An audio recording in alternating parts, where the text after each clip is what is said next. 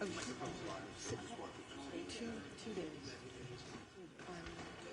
All right, Supervisor Barger, right next to the mayor here. Yeah. Get you right over here.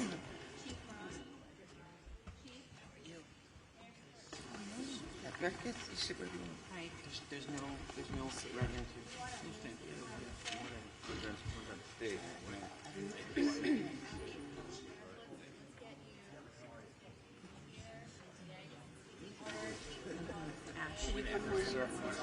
Yeah, I came home last night. Yeah, she was on my phone. We were Have you right next to Supervisor Barger, right here. Can you get Chief Crowley and Yeah, that's good. Right there. Do you know?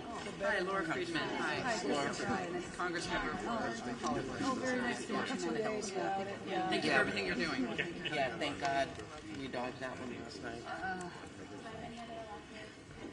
Yeah, it's been, we got to be proud of that work for sure. Oh, incredible. The work is incredible. And, I live in Glendale, and we got an amazing fire department. So.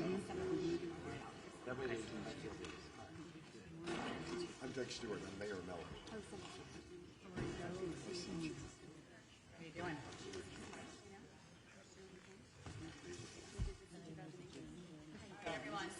City Council wanted to do it.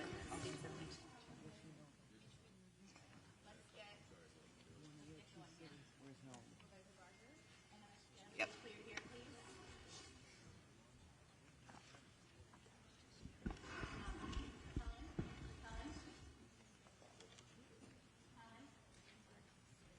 Yep.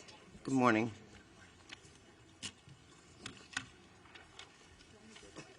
All right, thank you very much.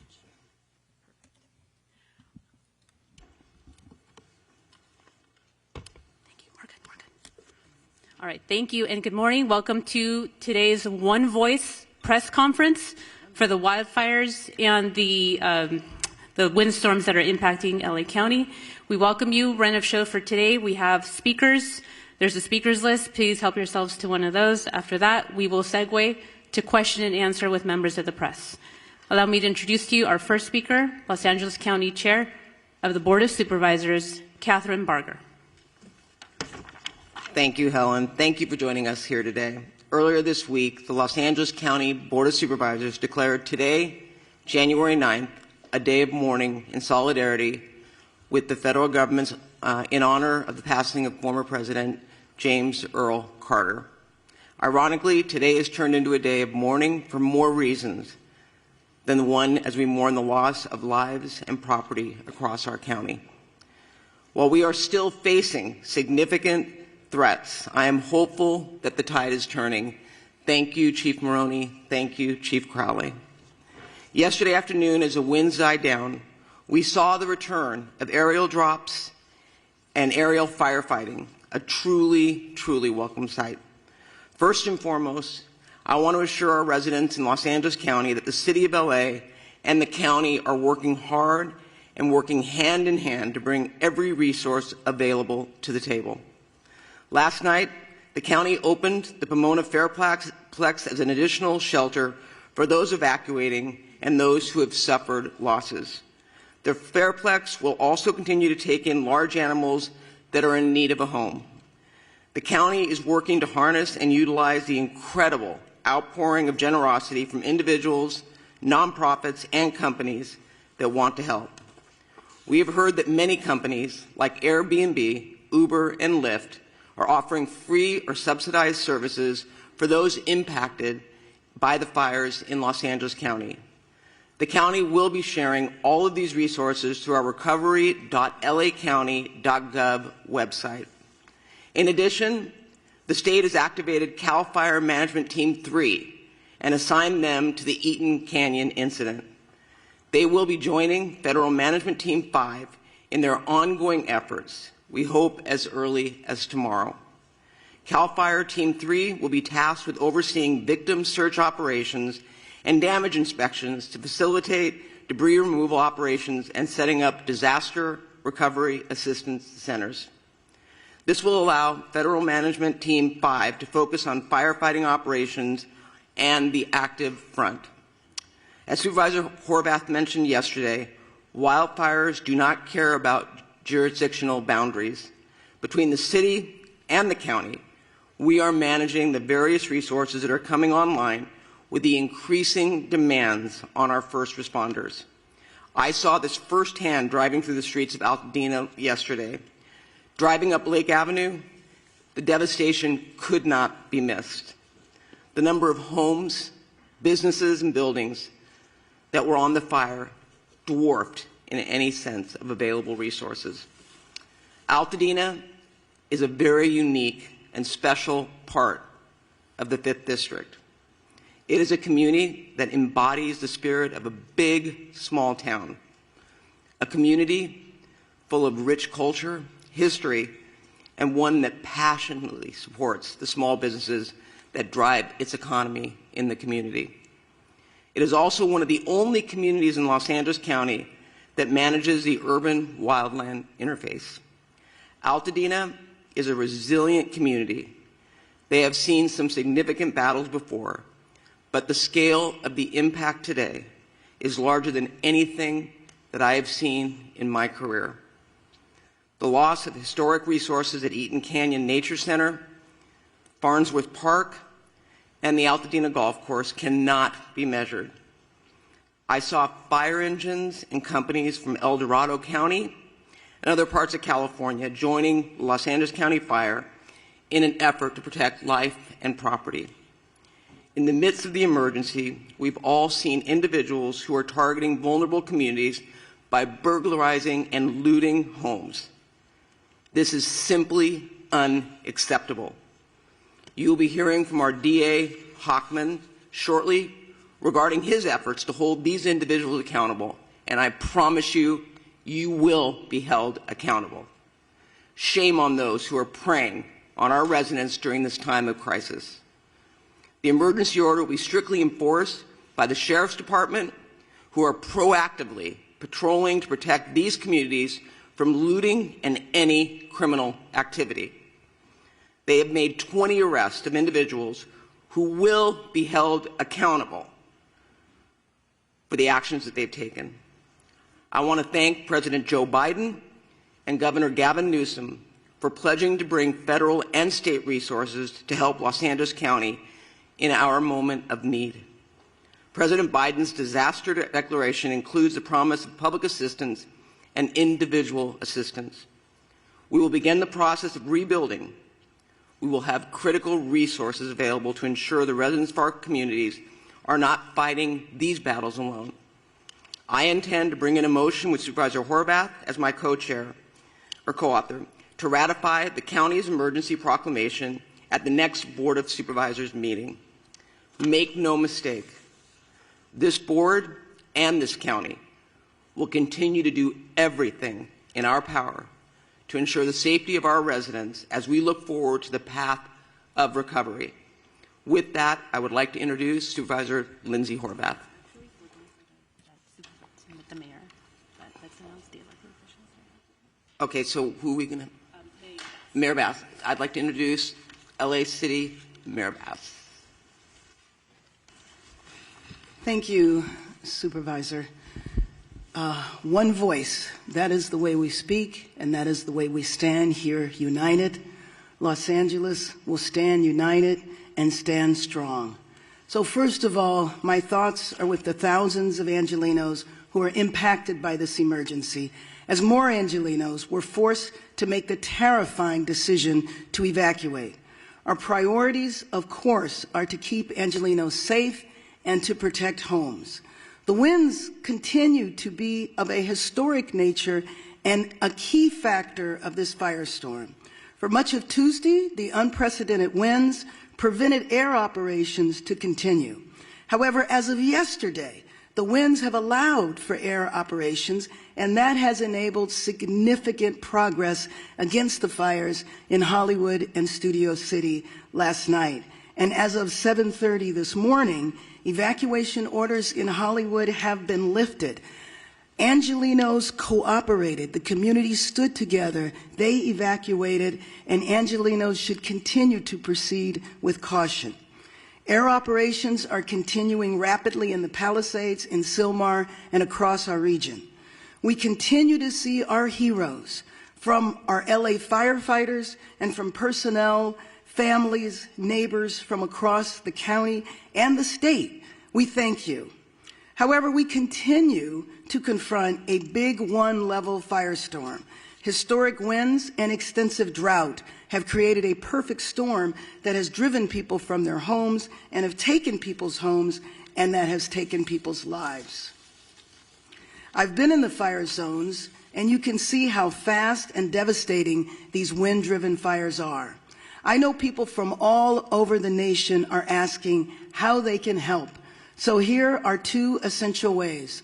First of all, support the California Community Foundation Wildlife Recovery Fund at calfund.org, and support the Los Angeles Fire Department Foundation at supportlafd.org.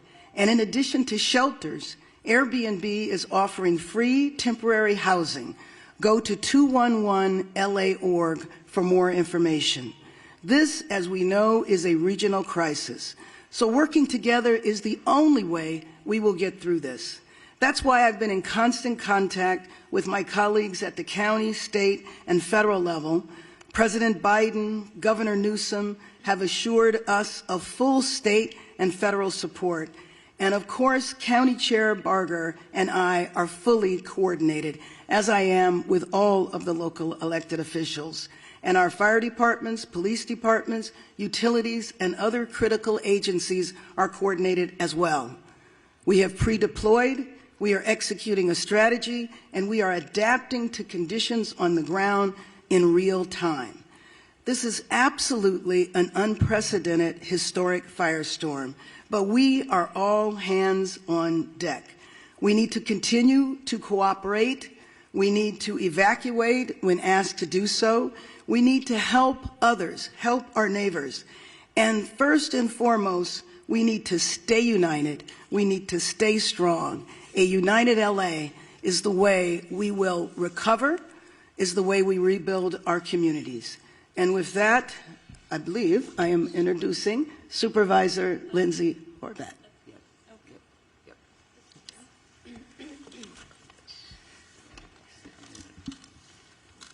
Good morning. The strength and resilience of Los Angeles County is more than anything we are seeing on the ground. I know this because of the relentless fight that our first responders, our firefighters, our law enforcement officials are putting forward, giving it everything they've got to take on each of these fires throughout the region. That being said, this is testing even the strongest among us. Last night, I personally received an alert from Nixle that I too was under evacuation warning, and I was put in the shoes of tens of thousands of Angelenos who have been facing this from the moment the fires broke out. No one should have to choose which priceless memento they're going to take with them or leave behind in order to stay safe, for their families to stay safe, for their communities to be safe. I've heard from so many community members about the pricelessness of the community centers, the faith centers. I know that in the Palisades alone, there are more than 20,000 Jewish community members, and I was contacted by the Jewish Federation and the work that they are doing throughout the region to support the Jewish community. We've heard with the Eaton fire the loss of so many faith centers throughout the Palisades fire and so much more. These are not just structures. These are places where people have made lasting memories, memories they will hold on to. But as they look at their community now, their hearts break, and we are in mourning with them. This is a time of grief, and that is why it is tremendous that our governor and our president and all of the leaders behind me and all of the leaders out throughout Los Angeles are standing strong for all of our Angelenos who are suffering great heartache. The Pacific Palisades has suffered immense loss, and my heart goes out to all of the residents. who are continuing to try to understand what is left of their homes. In the Topanga Canyon, I've been speaking with residents throughout the night, and I know that One Topanga and TSEP have been in constant communication with those on the ground, and we are in communication with them to ensure that we are supporting Topangans on the ground. I know there's this morning a fire active behind the lumber yard, and the chief has personally deployed resources to ensure that we are actively fighting the fires in Topanga. Topanga Canyon is a treasure, and we are fighting to protect it. Sunset Mesa, when you look at what is left, is heartbreaking. The community members of Malibu and Santa Monica, which last night declared a curfew because of the tragedy that they're experiencing on top of the fire, people trying to take advantage of this crisis. It's absolutely unacceptable, and we will all stand together to keep each and every neighborhood safe. The Hollywood Hills, my heart broke with you last night. I am grateful for the swift work and the aerial assault that took place in order to protect our Hollywood Hills quickly. When you saw a home go up in flames in Studio City, you wondered if that was going to be the next outburst. The residents of Studio City, we stand with you. And in Sylmar, we have at least achieved some containment of the Hearst fire, but we have a long way to go. And we are watching and standing with you. This is a moment where we will share detailed updates, but we will not forget that behind each of these updates is a person who deserves our support. With that, gas shutoffs continue to affect more than 15,000 people in Malibu from Brentwood Country Club to Pepperdine. A boil water advisory remains in effect for the Sunset Mesa community from Topanga Beach and Coastline Drive to the south on Shore Heights Drive on the north, and Topanga Canyon to Carbon Canyon Road in Malibu, including communities of Big Rock and Carbon Mesa. Metro fares remain suspended today thanks to the leadership of Metro Board Chair Hahn and our CEO Stephanie Wiggins. If you have essential travel today, please do so safely away from the areas of the evacuation orders. If you do not have essential travel, please remain indoors. For the latest updates and service impacts, you can go to alerts.metro.net. LA County Assessor Jeffrey Prang has shared property tax installment deferral applications, misfortune, calamity, damage reassessment applications, and disaster relief FAQ for property owners affected by the fires at assessor.lacounty.gov. All LAUSD schools and Santa Monica Malibu Unified School District schools in the 3rd District are closed. With that, mental health supports are available through the county's Department of Mental Health. You can call 800-854-7771. Please use this resource. We know you are experiencing traumatic pain, and we want to do our best to help start healing. Thank you for the outpouring of support from across the county and across the country.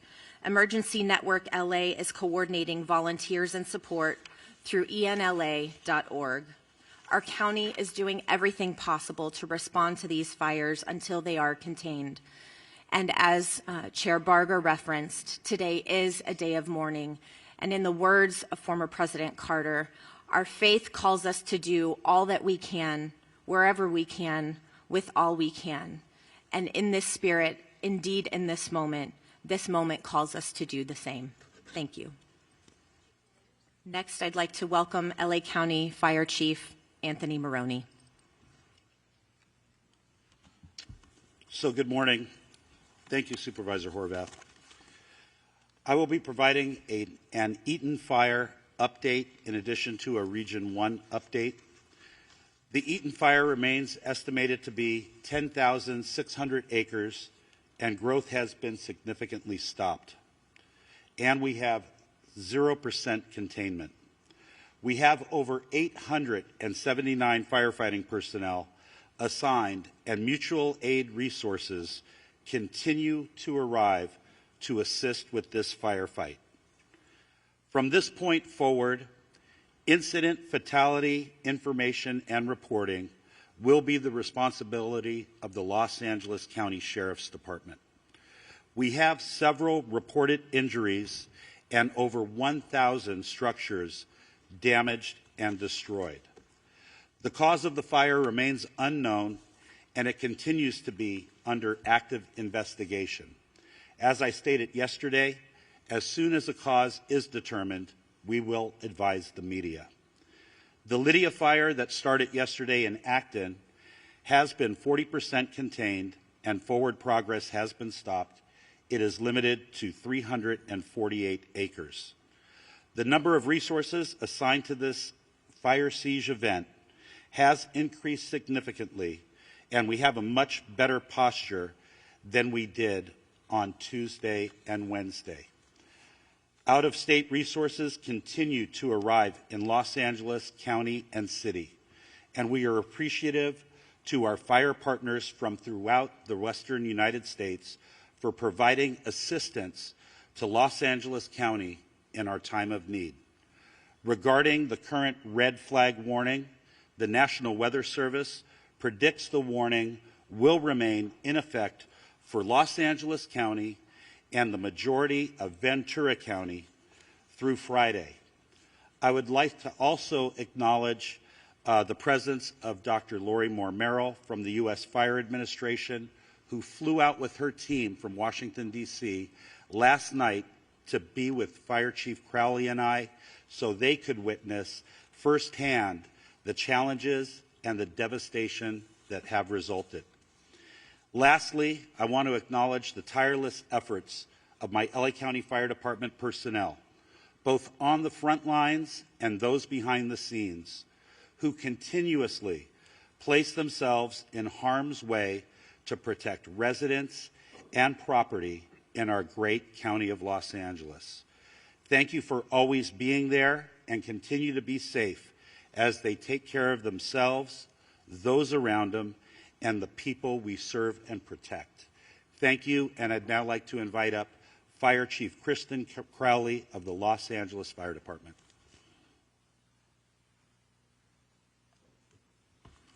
Thank you, Chief Maroney. So good morning. We continue to battle multiple major brush fires in the city of Los Angeles and across the Los Angeles region. Today, we expect winds to subside somewhat, which will allow fire crews to increase containment lines. However, and I want to be very clear here as well, we are still under red flag warning with extreme fire behavior possibilities. Before I give you an update on several fires in the city of Los Angeles, I have to take a moment, for all the right reasons, to thank the residents of Los Angeles and our surrounding areas for heeding our instructions. Today, it is absolutely imperative that as we move into day 3 of this firestorm, all members of our Los Angeles community maintain vigilance. I will now give you an update of our activities that occurred overnight. Palisades fire, as we know, started January 7th at 10:30 hours in the morning. Size at this point is 17,234 acres. We are in unified command, LAFD, CAL FIRE, LA County Fire, LAPD, and LA Sheriffs. 0% containment. Extreme fire behavior continues to challenge firefighting efforts for the Palisades area. Wind gusts are up to 60 miles per hour and are expected to resume throughout the entire day. Firefighters and air resources will continue to work to protect the community and infrastructures and gain control so that we can contain this fire.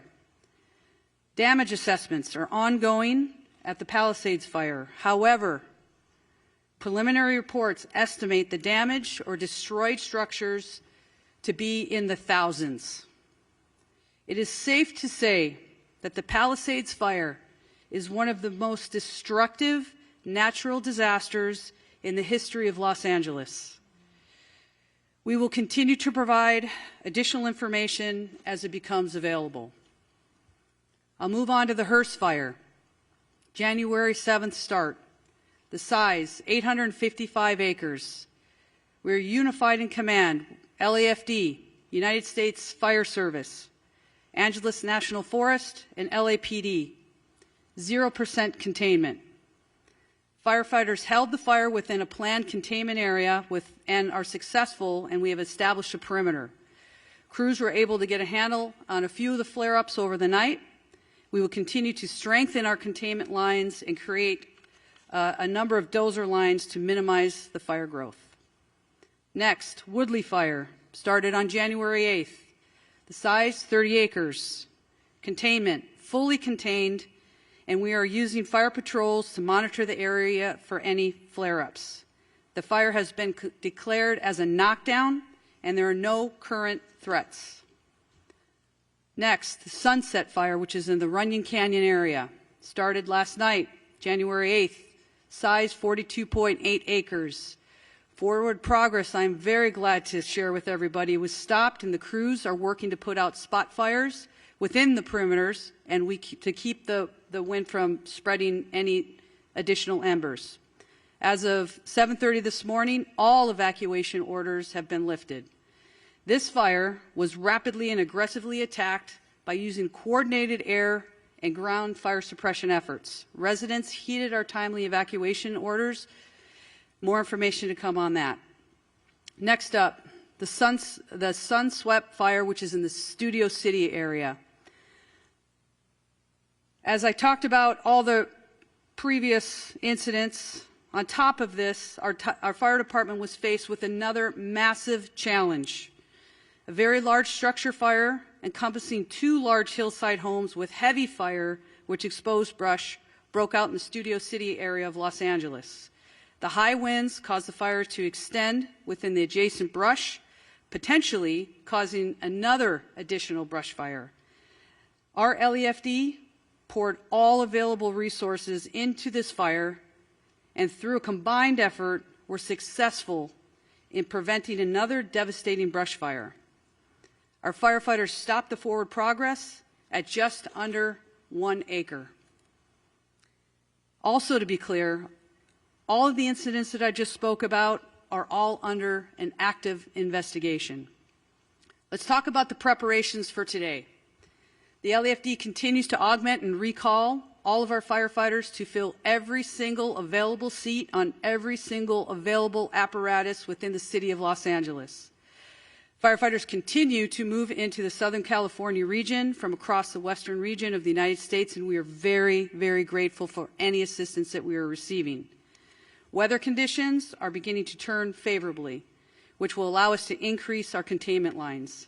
Again, our primary focus remains on impacting and affecting rescues and saving lives while protecting property. The multiple incidents across the city and the region continue to tax our firefighters. However, rest assured that every single firefighter, first responder, law enforcement officer across the region remains 100% committed to protecting our communities. Here's your call to action. Stay informed with trusted news and official updates. Be prepared to evacuate if you live near a wildland area. Follow all evacuation warnings and orders without delay. We also ask the public to stay off the roadways and away from any impacted areas, which we want to make sure there's zero room for any other issues when it comes to delays for our firefighters, first responders to get to where we need to go. I want to take just a moment to thank every single Los Angeles resident who's been impacted by this for staying vigilant, supporting our first responders, and helping your neighbors. Thank you to Mayor Bass, our city leadership, everybody that is here. As you can see, we stand with every single community member, business, anybody that's been negatively impacted by all of these incidents. We stand with you. We're going to remain strong with you as well. And I tell you, we're throwing everything at this that we possibly can, and we're going to move through this and continue to support one another. With that, I will go ahead and introduce our next speaker, which is Sheriff Luna. Sir? Good morning, Robert Luna, the Sheriff of Los Angeles County. Currently, we have well over 400 sheriff's personnel that are still actively deployed to the fires in addition to our normal staffing for patrol-related functions throughout the County of Los Angeles. Deputies continue to assist our residents with evacuations. They are performing a lot of humanitarian missions. So many stories to share, don't have time right now. Providing food and blankets to people, rescuing people who, unfortunately, did not evacuate when they were asked to. So you've heard it over and over up here. A lot of the stories of heroic actions by our deputy sheriffs, police officers, or firefighters, a lot of them are taking place from people who did not choose to evacuate, putting their own lives at risk. So please, if you're asked to evacuate, because it's not only your life you're putting in danger. We continue to conduct roving patrols, manning hard road closures, providing security in evacuation areas to prevent anyone who may be tempted to engage in criminal behavior like looting. It was mentioned earlier before by the supervisor, and I'm going to make this crystal clear to everybody out there. Over last night and this morning, we are up to 20 individuals who chose to go into our areas and deprive these poor people who have been through so much of their property. Absolutely unacceptable. And I'm going to give direction to our department members. As you know, when we have an evacuation order by law, if you remain in that area, you are guilty of a misdemeanor. If you commit certain crimes, it could jump up to a felony. I'm going to be asking our employees to start enforcing that. That is very different than a curfew. Why? Because it's 24/7. I don't have to wait for the sun to go down or the sun to come up. If you are in one of these areas and you do not belong there, you are going to be subject to arrest. I hope that is as clear as I can make it, because our first choice isn't to do enforcement. It's not to make arrests. It's to help people. But if people choose to commit crimes, they're going to be held accountable. And the DA, who is standing next to me, will clarify even that a little bit further. This continues to be a fluid and evolving crisis, and the numbers that we release throughout this incident are going to fluctuate. So anything we say is subject to change. We're getting information from our boots on the ground. It's very chaotic out there because it's still so fluid. So forgive us if we give a number and then we have to modify those numbers. I talked about the 20 arrests that have been made so far. Unfortunately, I do expect that to go up. We're not going to tolerate that kind of activity. We have substantially increased our deployment of deputies at the fixed traffic post and are trying to limit and clear out any unauthorized vehicles or people in these areas. I do want to talk as we are summoning more resources. I have been in contact with the chief of the Office of Emergency Services for the state of California. Obviously, that's done at the direction of Governor Newsom. From the get-go of this, he has offered any and all resources to us in law enforcement, and they're doing the same for fire, but I'll specifically talk about policing. The California National Guard is on standby at our direction, specifically my direction, and we, along with my partner Jim McDonald at the LAPD, are currently in discussions if we are going to need them or how we would deploy them as the hours go on. So stand by for that information as the hours tick on. Chief Maroney mentioned this regarding any death toll information. Yes, we had preliminary numbers yesterday. I got to be honest with you, as I reviewed some of those last night and this morning, I was not satisfied with some of the information that we're getting. And it's not the fault of our people. The people that are working under very difficult conditions are doing their best to do what they need to do.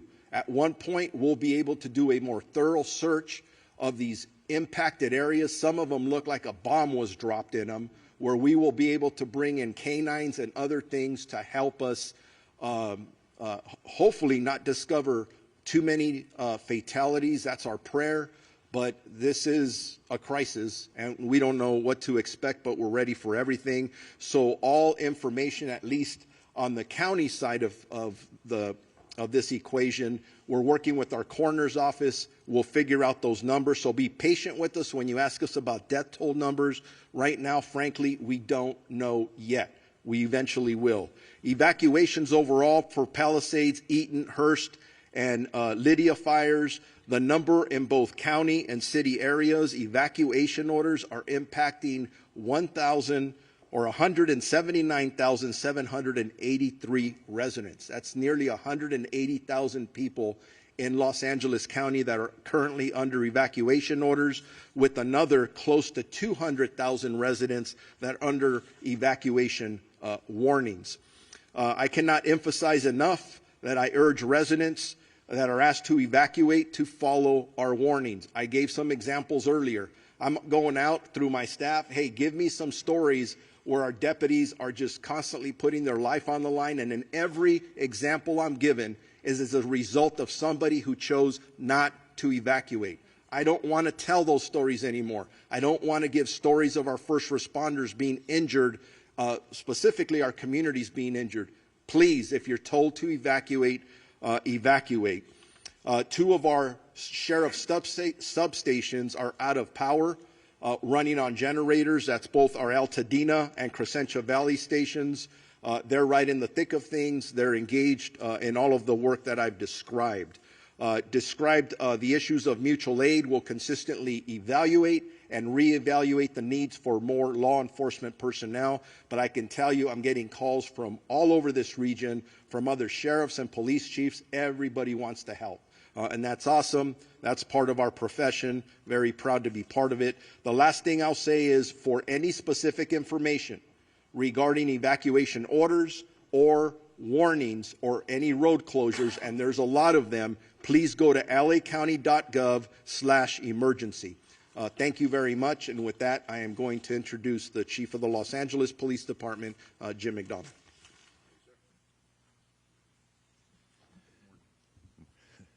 Morning, and I'll start off with a sincere thank you to all who have cooperated and supported the first responders and others who've been out there doing the best they can to make this as manageable as it can be. We're still on full tactical alert at the LAPD in support of our fire partners to be able to accomplish their mission. We're assisting with safety as well as the evacuation sites. You heard the sheriff quote the numbers of people who are out there using those. And again, we want to provide every level of safety we can for those involved in that effort. We've been joined by our Port Police and Los Angeles World Airport Police partners as part of the city family in doing the jobs that we're doing as we move forward today. But I want to thank our team. Many of our team and many of the people who are here behind me have left their families in fire areas to come to work to be able to help others. We've had a large number of people who have been evacuated, a large number of people in this group here who either family or friends have lost their own homes and lost everything they own and are dealing with taking care of young families at the same time while they're trying to balance the needs of work with the needs and responsibilities of family. We truly are all in this together, and we have to look at it that way as we move forward. The advice I would give is consistent with what you've heard. The air is not healthy for people who are challenged from a respiratory standpoint. So if you don't have to come into an area that's so impacted, please don't. Traffic, we're trying to maintain ingress and egress to our emergency areas for first responders in particular. We had, as you heard, people coming in still from other states to be able to help in the fire suppression effort, and we need them to be able to get in and be able to do what they need to do as easily as possible. The evacuations, they will probably still continue as the winds pick up.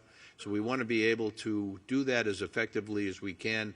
Again, I said thank you for the cooperation, but I ask for additional cooperation should the need arise as we move forward. This is anything but predictable. We're thankful for the wind conditions we have now and the ability for our fire partners to try and make up for lost time, to be able to put containment around several of our burn areas and to be able to move forward on that. But again, I just want to say that you've heard from, and you'll hear in a minute from the DA, but from the sheriff about our crime suppression efforts. For those who want to take advantage of others, we're there. We're going to be there, and we're going to be working to hold you accountable for what you're doing in that regard.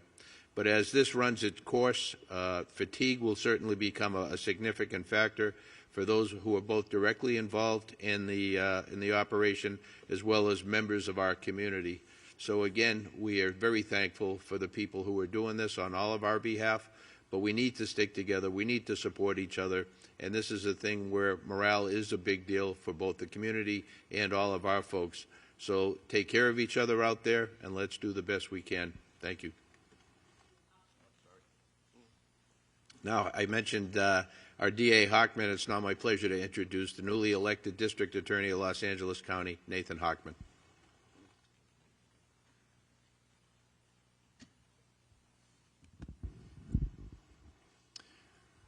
Yesterday, I bore witness by walking and driving through Pacific Palisades.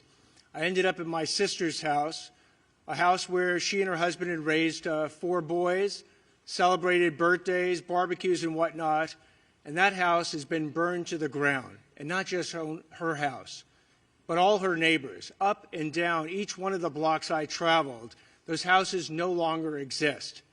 They are now basically rubble.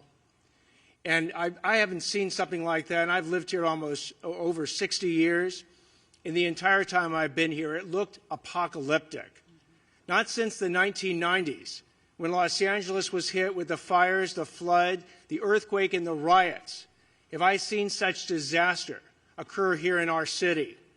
But like back then, Los Angeles has true grit. It has resilience. And it will rebuild, and it will rebuild better than ever. But along the way, there might be people out there who want to take advantage of the people who are suffering these tragic losses.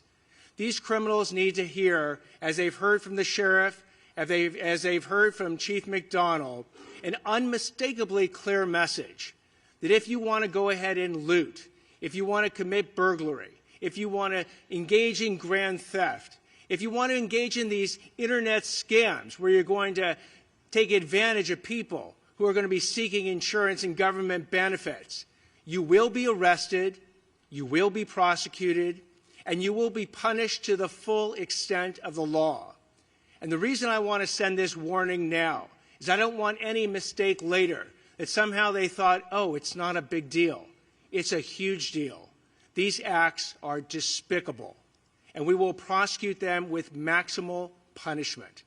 So I want to make sure that message is received loud and clear, because the first responders in this situation have been simply heroic. As I was in Pacific Palisades, I not only saw fire departments from LA County and LA City, I saw Rialto, Poway, Redding, fire engines from across this entire state that have come to our rescue. And thank you. Thank you to all the first responders. When it comes to law enforcement, it's an all-hands-on-deck operation with law enforcement and the DA's office. Again, detectives are putting on uniforms and getting out there on the streets to protect us. We owe them a huge thank you. And from the DA's office, if we do get these cases, please be on notice that we are going to try and deter you from committing the crimes in the first place. But if you do commit these crimes, do not expect anything else than maximal punishment. I'll now introduce LA County Public Works Director, Mark Priscilla.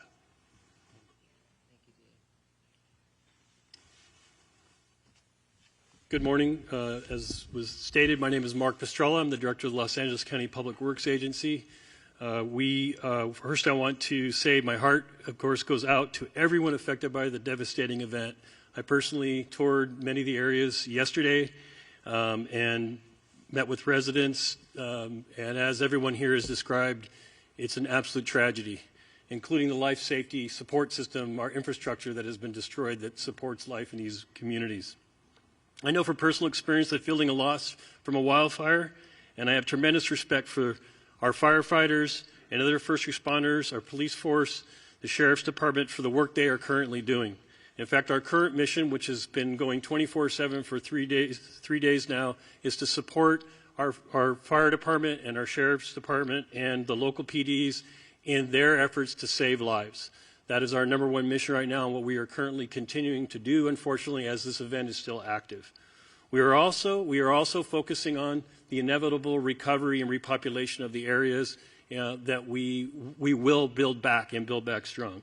The current focus is on utility restoration, and I know many people are already asking about that. Your sewer, water, your power system, and the transportation system have all been significantly damaged. The heat of this system, the wind that blew also knocked down thousands of trees into the roadway. So what we have is a tremendous amount of debris throughout the communities that have had experienced this fire. This debris has been moved enough to let our firefighters and our sheriff and PD into the area to do their work, but it's going to need to be processed and moved safely out of the area, and we are working on a coordinated effort across LA County to do debris removal, the debris removal that it will be necessary to restore the community back to its former way of life. The debris can be hazardous. The debris that is on the private property is considered hazardous and may be toxic. And so I want to warn everybody now that is either there who has remained behind or who is visiting the areas, as was mentioned earlier, it is not safe. It is not safe to touch the debris. It is not safe to remove the debris yourselves. There is a process for that, and we will be mobilizing with the City of Los Angeles to provide a health review of every property and make sure that when we move that debris that it's done in a way that's safe and safe for you and for the other residents who remain behind in the area. We are also working on water supply system. The water supply system currently is still supplying fire suppression. Last night we got to see the wonderful use of our reservoirs, the city's reservoirs and our reservoirs, to take water from the reservoirs and actually use firefighting event aerial attacks to the system. You saw what a difference that made in the firefight last night, and those reservoirs are full and continue to be ready and at the disposal of our firefighting friends. The municipal water system continues to suffer poor water quality due to the introduction of ash and debris into our reservoirs and into our filtration systems. So there are specific areas that we are asking for water to be boiled. I would just say with all caution, anyone who's remained behind, if there is any residence in your area that is burned to the ground and you are still there, you should just go ahead and boil water. We will be actively coming to communities in the next day, within this day or next day, delivering water, domestic water to people who remain in the fire zone area. LA County will be coordinating that effort, not only for the District 29, but also we'll be working with the City of LA to deliver water to residents who've remained behind or who again have partial damage and are maybe staying in their homes. I want to again just mention that a firefight with multiple fire hydrants drawing water from municipal water systems for several hours is just not sustainable. That's why the air support is so important. Our residents in the Sunset Mesa, Topanga Beach area, Coastline Drive on the south to Shore Heights Drive on the north are up in the area. This is a partial damaged area or a threatened area. The Topanga Canyon Road to Carbon Canyon Road Mesa as well is another area that's threatened. So all of what I just talked about applies to you residents who are there. Now what can we do? What can the public do? What you should be doing as we sort of still active fire. I will reiterate that it's extremely important to listen to the sheriff and to PD when you are asked to evacuate immediately. Do not hesitate. Do not wait. Your life is not worth it.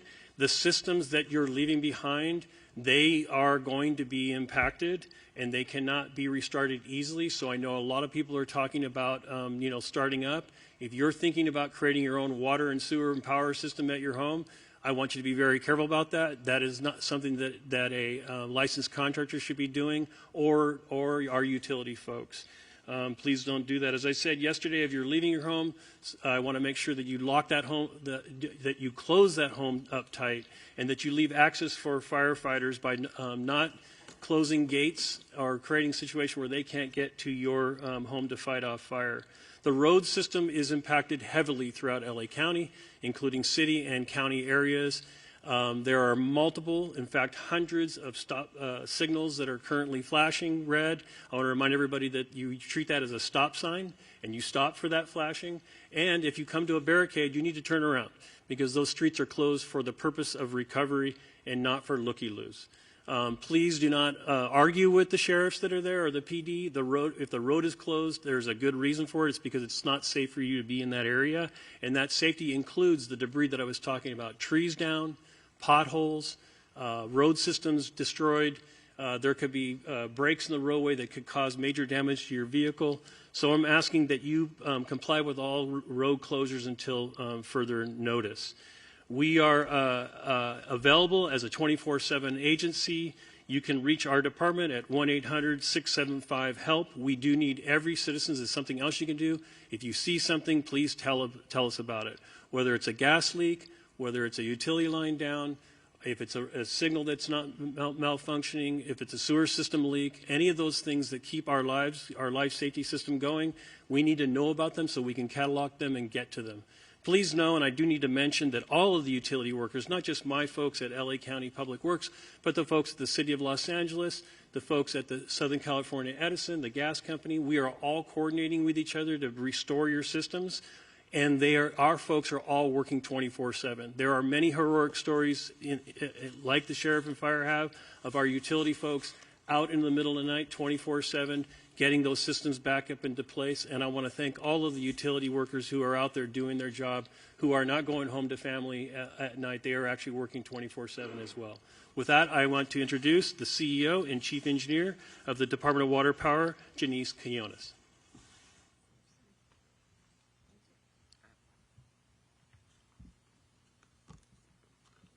Good morning. I am Janice Quinones, CEO and Chief Engineer of LADWP. LADWP crews continue to work around the clock to restore power and support firefighting efforts. On the power front, we have restored about 200,000 customers so far since the windstorm started. And as of this morning, we have approximately 95,000 customers out. We have 118 crews, DWP crews, working around the clock to restore powers as fast and as safe as possible. We're expecting our mutual aid crews coming from PG&E to arrive today and support the restoration efforts. Our restoration times are ranging from 24 to 48 hours. We are prioritizing wires down, so if you see a wire down, please call 911 and we'll send crews immediately to make the area safe. However, if you live in the fire-impacted areas or near those areas, you might experience longer outages, mainly because either our equipment has been compromised due to the fire, we're not able to access the area yet, or we're proactively shutting out the power for the safety of our firefighters and first responders. On the water side, the boil water notice for Palisades on zip code 90272 continues in effect, and it will continue in effect for at least 48 hours. I have water quality engineers taking samples around the system to ensure that the water quality remains a priority for our consumers. We continue to support LAFD and CAL FIRE and water supply issues and firefighting response, including opening our water reservoirs, as mentioned by Mark yesterday. Hollywood Reservoir was a critical asset when we were fighting the Sunset Fire.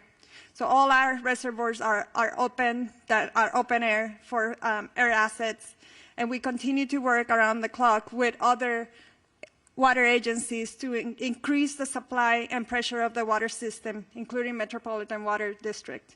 I want to end this by thanking DWP crews and personnel for their commitment and efforts to support the restoration of LA. Thank you. Thank you very much for that. And now, Chair Bartlett. And I also want to, we recognized President Biden and Governor Newsom, but we also have here with us today Congressmember George Whitesides, Congressmember Laura Friedman, Senator Sasha Renee Perez, Assemblymember Celeste Rodriguez, and Malibu Mayor Doug Stewart. Make no mistake, we are all working together, and I want to thank you all for being here. I know our Congress representatives flew in, and we appreciate it, and we are all in this together. With that, we'll take some questions. Thank you, Chair Barger. So just a couple rules of the road. So I'll call on you. When you get called upon, please announce your name and which media outlet you are with. And we'll start right here in the middle. Jonathan Bigliotti with CBS News. For Mayor Bass, please. Mayor, LA County is in a panic state. It began 2 days ago with the Palisades fire. My crew and I arrived shortly after it started. And for several hours, we watched as hundreds of homes in a neighborhood burned to the ground. We did not see a single fire engine. We watched as Good Samaritans guided traffic. There was fear and there was a lot of confusion. You were out of the country at the time. Shortly after the fire started, a press release was put out warning of this fire behavior. My question to you is, what explains this lack of preparation and rapid response? Let me just say, first and foremost, my number one focus, and I think the focus of all of us here with one voice, is that we have to protect lives, we have to save lives, and we have to save homes. Rest assured that when rest assured, let me finish. Rest assured, when that is done, when we are safe, when lives have been saved and homes have been saved, we will absolutely do an evaluation to look at what worked, what didn't work, and to correct or to hold accountable any body, department, individual, etc. But my focus right now is on the lives and on the homes. Do you think your leadership was effective while responding to this disaster? I just said what I believe is the most important thing for us to do right now, and that is going to continue to be my focus. Thank you. Thank you. Thank you. Let's go to the middle with the laptop. Before we go on, I want to introduce, because this is an important announcement we made, the U.S. Forest Service Fire Chief Robert Garcia has an announcement regarding a decision being made on the National Forest. Thank you, Supervisor, and I'll be brief. I just wanted to share that in the overnight hours last night, the U.S. Forest Service, in an effort to reduce calls for service and reduce potential risk for wildfire, we've made a decision until further notice that the Angeles National Forest is closed. And so we'll get some additional information out, press release, that kind of information on the details of that closure, but it's similar to the types of orders that the county and the city have instituted regarding curfews and access and that type of thing. So the Angeles National Forest will be closed till further notice, likely till we get through this current fire weather event. Thank you for that. We'll go in the middle. Name and media outlet, please. Hi, Thomas Fuller from the New York Times. For Chief Luna, I just wanted to follow up on what you said about you weren't satisfied with the information that you were getting on fatalities. It's been widely reported that there were 5 deaths, at least 5 deaths. Do you believe that death toll is not accurate, and do you think it's less than that? Based on all the information that I've received in the last probably 8 hours, I want to be more confident in the specific information that I'm getting. So what we're doing now is going back through everything, because you got to understand the urgency, the chaotic nature of what we're dealing with, and we're still in the middle of that. So I want to make sure that as we go forward, at least for the Sheriff's Department, we're actually having our homicide unit involved, because they don't only do murder investigations, they do death investigations, that I'm going to change the system and verify each number. Because I don't care if it's just one, that's somebody's family. That's somebody we love and care for. So I want to make sure that's solid before we start presenting that information. Unfortunately, based on the preliminary information I've seen, at least in the two large fires that we're dealing with on each side of the county, unfortunately, I think the death toll will rise. I hope I'm wrong, but I think it's going to rise. Thank you for that. Let's go right over here in the front.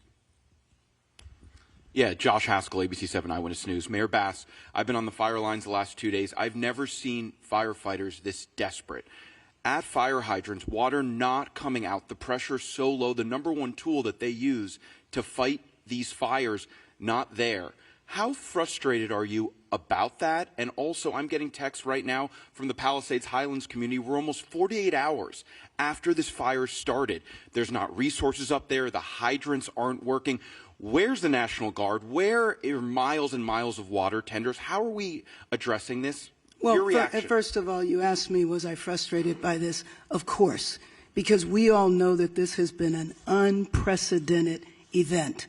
We also know that fire hydrants are not constructed to deal with this type of massive devastation, and that the number one problem, especially on Wednesday, was the fact that we weren't able to do the air support because of the winds. And so, of course, I am absolutely frustrated by that. I am not sure that is correct, that there are no resources up there, but rest assured, as soon as we are done here, I will follow up on that. But those homes, the first day and a half, there were homes up there that had been protected by the fire. And then I went up there yesterday and there were that had been protected?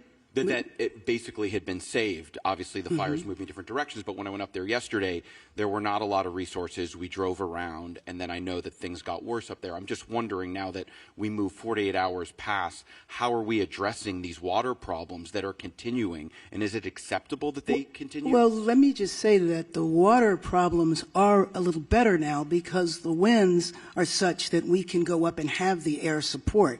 And you know that that was the reason that the devastation was so bad, the unprecedented wind, the strength of the wind, and the fact that the air support could not go up. And if Chief Crowley wants to talk to this, there have been many fires before where air support is not available, and we depend upon these ground resources and crews. Was there a plan in place for that, and did the resources get here quickly enough? And talk about an update to air support today. Right. So thank you for that question. As we know, and you heard all of the incidents that are occurring at this point. Palisades was the first brush fire that we were attacking at that moment. You talk about specific pre-deploying. We put resources in place, pre-deploying, knowing that the winds were coming. With that, when the fire did light and take off, rapid response. Very dynamic situation. Air to ground resources coordinating. Now with the winds, I don't think we can overstate that enough. There's no excuse in regard to the winds were too much, but the reality is the winds are so dynamic, and at that tipping point, when our resources, air resources were grounded, that changes our strategies and tactics. We called for the world in regard to the number of resources and what we needed, who we needed, immediate need. Every single resource that was available at that moment responded. You talked about 48 hours later, where are we now, right? Again, I already spoke on if we don't have water, we find water, we use water tenders, we draft water. The fire department, first responders, we're going to do everything in our absolute effort to do what we can do with what we've got. The good news is, with the wind subsiding, you're going to see water drops, you're going to see rotary, you're going to see fixed wings all day, unless something changes. Again, I did say 60-mile-an-hour wind gusts even today. So very, very dynamic situation.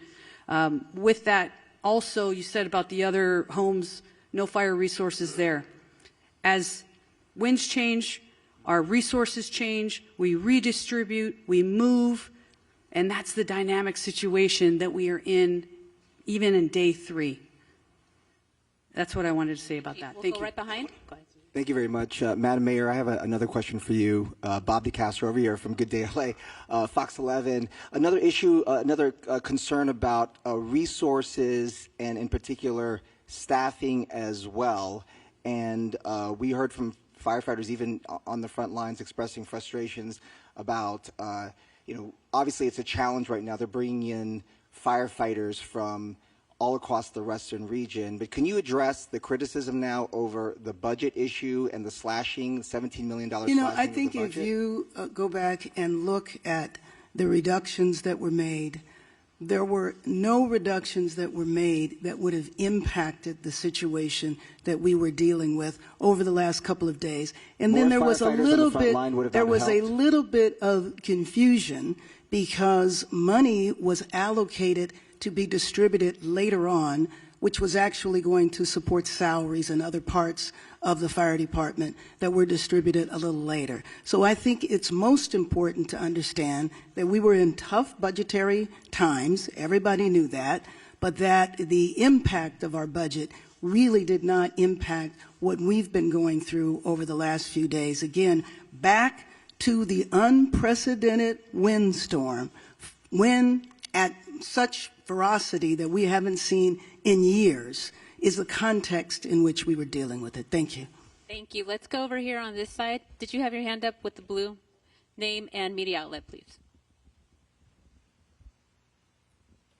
Hi, Grace Tui with the Los Angeles Times. I was hoping Chief Crowley could talk a little bit more about the start of the Palisades fire. We'd heard that, I know we don't know why it started, but we'd heard that it started possibly in a garden in someone's backyard, if you could confirm that.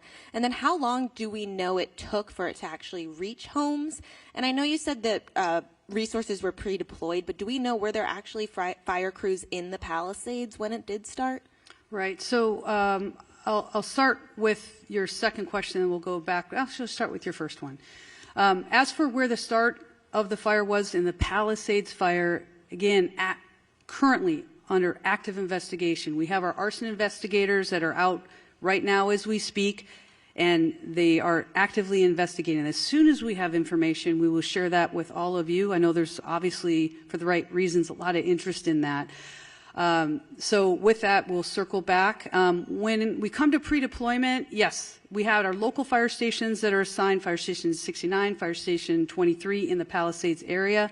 They were fully staffed. Also pre-deployment in those areas, and we can also share the exact locations of where they were, how much we bolstered in regard to resources in the Palisades area. And also, mind you, we pre-deploy in the very high fire hazard severity zones, knowing that those are the communities most at risk during a wind event. So not only did we pre-deploy in the Palisades area, but also in other critical areas within the city. I don't know exactly, but we certainly can get that to you. Thank you. Hi, Dakota Smith with the LA Times. I have a two-part question again for the two fire chiefs. First off, have drones, unauthorized drones, been a problem, and have they hurt firefighting efforts? Secondly, in terms of the LAFD hydrants, was there any scaling back of the inspection of those hydrants in the last year and did that affect the firefighting effort, to Chief Crowley? Sure. Thanks. So as for your first question with the drones, I don't have any information on that, so I can't share anything with you on that. In regard to the hydrants, historically, January is our hydrant testing phase. What I can tell you is we work closely with the Department of Water and Power. Those hydrants themselves are DWP's hydrants. They're to service the fire department. We partner with DWP in regard to that testing. Now, the very dynamic situation of where we are currently with the wildland season, if you may, there was a decision to postpone. We did not, in regard to the January start date, we have all year to test them. And also, mind you, our local fire stations are every single day going up and down the streets and looking at our hydrants. If there's any damage to hydrants, we report those as well. We were just kicking off that time frame of the beginning of the year when we normally would. What we did was postpone that until, because of the call volume that we're dealing with, and we're working closely with DWP at that point. I don't think it negatively impacted our abilities in this specific area. Thank you. Thank you. In the third row there. David Zonizer with the Los Angeles Times. I have a two-part budget question. My first part is, can you talk about the reserve fund? Last year, there was a lot of concern that the reserve fund had fallen below 4% and was heading toward that 2.75 number that I think makes it difficult for the city to authorize spending. Do you know how low it has gotten at this point, and how quickly you're burning through the reserve? Do you want to go with your second question too? Sure. The second question is, do you have any concern about blowing through the reserve before the state and federal money will arrive? So let me just say that, as I said a few minutes ago, our number one priority right now is to save lives, to protect lives, to save homes. I'm not here to talk about the status of our budget.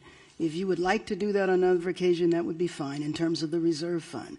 I don't have those concerns right now, and I will say that after our first priority, then we will look back at everything that was done to do an evaluation to see what worked and what didn't work. Thank you. Thank you. We are over time. However, we will have one-on-one interviews. CAL FIRE wants to give an update on structures, et cetera, to get a clarification. I think it's important for you to highlight Thank you. numbers. Excuse me. Good morning. My name is Todd Hopkins. I'm one of the incident commanders for the CAL FIRE incident management teams. Of the thousands of structures, I just want to clarify that have been destroyed. We get this initial intel from Intel flights, and what they do is they pick up heat signatures, and we base off those heat signatures an estimate of what structures are destroyed. What I want to clarify is that a structure doesn't necessarily mean that it's a residential structure or a commercial structure. It could be a vehicle, it could be an outbuilding. So we do have people, damage inspection teams that are on the ground that will go out to every single home. They will catalog whether a house is destroyed, if it's partially destroyed or just damaged, and all that information will be turned over to the city and to the county once the damage inspection teams get done. So although we know that there are many homes destroyed, the thousands of structures can mean many different things besides just a home. So thousands of structures, yes, but that could be a motorhome, that could be a car, that could be a shed, it could be a residential structure. So I just wanted to make that clarification. Thank you very much. And we are end of press conference, one-on-ones. We also have Spanish. We will conduct that over here to the side with Sheriff Luna and a representative from LA City Fire. Thank you. Thank you for clarifying that. I think that was important to clarify. I didn't get it. Now I get it. Sort of. From an airplane flight, they take it.